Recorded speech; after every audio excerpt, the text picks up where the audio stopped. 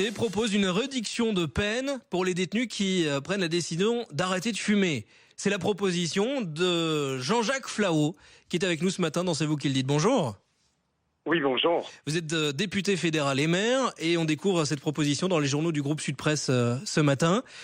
Première question, concrètement, est-ce que vous croyez en cette proposition ? Est-ce qu'un jour, vous pensez qu'un détenu sera récompensé parce qu'il arrête de fumer ? Alors, entendons-nous bien. Au départ, ma question, c'était le ministre a décidé de supprimer la cigarette électrique dans les prisons parce que le chargeur des cigarettes électriques s'apparente à celui des GSM. Et donc, à partir du moment où la cigarette électrique est quand même sur le plan de la santé, parce que c'est ça qui m'importe, moins nocive que la cigarette normale. On attend encore des études à ce sujet. S'il vous plaît ? On attend encore des études à ce sujet. Oui, mais enfin, globalement, il y a quand même un consensus, même s'il y a encore des précisions qui doivent être obtenues. Et donc, c'est pour ça que j'ai proposé, dans un premier temps, qu'on puisse avoir des fumoirs à chaque étage des prisons. Et qu'est-ce qui vous a été répondu ? M'a répondu que c'était pas possible, techniquement, etc. Donc, en fonction de ça, je me suis dit quels sont les éléments qui pourraient faire en sorte, parce que effectivement, tout à l'heure j'ai entendu, et les études françaises, c'est la même chose, 80% des prisonniers fument, et effectivement, on estime qu'au moins 30% des prisonniers se droguent. Et donc, il faut prendre les deux problèmes. Donc, je n'oublie pas le problème de la drogue au profit de la cigarette, mais j'en traite un à la fois. Et donc ici, dans ce contexte, quels sont les incitants qui peuvent faire en sorte que des prisonniers puissent s'engager dans un processus de santé ? Parce que quelqu'un disait, oui, si on supprime la viande, mais ça n'a rien à voir. La cigarette, c'est toxique pour la santé, ça coûte à la sécurité sociale, et donc c'est important de travailler dans ce domaine-là. Et donc, est-ce que la réduction de peine, c'est la bonne solution ?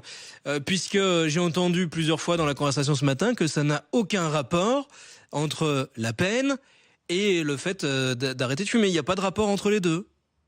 Il n'y a pas un rapport direct, sauf que les gardiens qui ne fument pas, et il y en a, et les détenus qui ne fument pas, et il y en a, sont confrontés à devoir subir, avoir le tabagisme passif, ce qui est tout aussi nocif.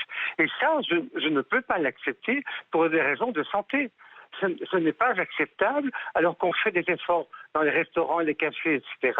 et que la prison soit une espèce de no man's land. Jean-Jacques Flahaux, est-ce que vous comprenez que ça choque ? Vous comprenez que ça choque ce matin ?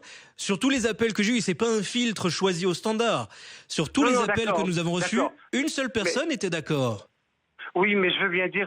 Et ce qui m'a frappé, c'est que chaque fois que vous avez essayé de faire sortir la personne en disant « oui, mais qu'est-ce que vous proposez ?» Finalement, la seule solution, et je suis d'accord sur le fond, c'est l'interdiction totale, comme ça vient d'être appliqué au Canada, au Pays de Galles, dans certains États américains, en Australie. Mais le problème, on l'a dit à votre émission, c'est si on fait ça du jour au lendemain, ça va être des troubles, et ça, personne n'a de solution à ça. Jean-Jacques Flahaux, je vous demande la plus grande honnêteté possible ce matin. Est-ce que cette proposition, vous y croyez vraiment ?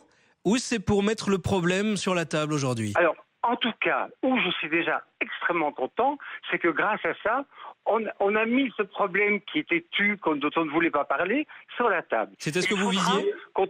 Il faudra qu'on trouve des solutions. C'est pour ça que je vais réinterpeller à la fois le ministre de la Justice et la ministre de la Santé à ce point de vue. Est-ce que c'était simplement ce que vous visiez en faisant cette proposition ? Oui, non, je pense qu'effectivement, parce que, entendons-nous bien, il est hors de question qu'un type comme Dutroux puisse bénéficier de ce genre de mesures.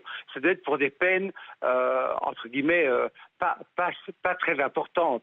Et il n'est pas question de supprimer 1 an sur une peine de 5 ans. Ça doit être du style 5% de la peine. Parce que vous savez, normalement, une prison, la peine, c'est d'être hors de la liberté.